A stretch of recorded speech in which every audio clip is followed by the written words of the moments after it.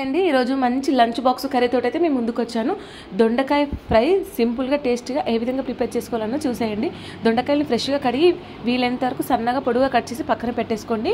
దొండకాయలు ఎన్ని తీసుకున్నామో దానికి రెండింతలు సన్నగా పొడుగా ఆనియన్స్ కట్ చేసి కూడా పక్కన పెట్టేసుకోండి. ఇప్పుడు స్టవ్ ఆన్ చేసి నాన్ స్టిక్ కడాయిలో 3 టేబుల్ స్పూన్ ఆయిల్ వేసి ఆయిల్ హీట్ అయిన తర్వాత ఆవాలు, జీలకర్ర, సన్నగా దంచుకున్న వెల్లుల్లి, ఈ ఆనియన్స్ కూడా వేసేసి ఒకసారి బాగా మిక్స్ అయ్యేంత వరకు అయితే కలుపుకోవాలి.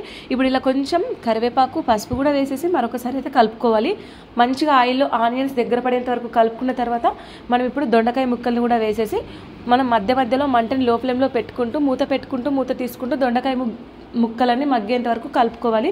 ఇలా పర్ఫెక్ట్గా దొండకాయ ముక్కలన్నీ మగ్గిన తర్వాత పైన కొంచెం కొత్తిమీర, రుచికి సరిపడా సాల్ట్ అండ్ చిల్లీ పౌడర్, ధనియా జీరా పౌడర్ కూడా వేసేసి మరొకసారి అయితే కలుపుకోవాలి. ఇలా కలుపుకున్న తర్వాత 2 స్పూన్ నువ్వుల పొడి వేసేసుకొని కలుపుకొని స్టవ్ ఆఫ్ చేసి వేడి వేడి అన్నంలోకి చాలా బాగుంటుంది.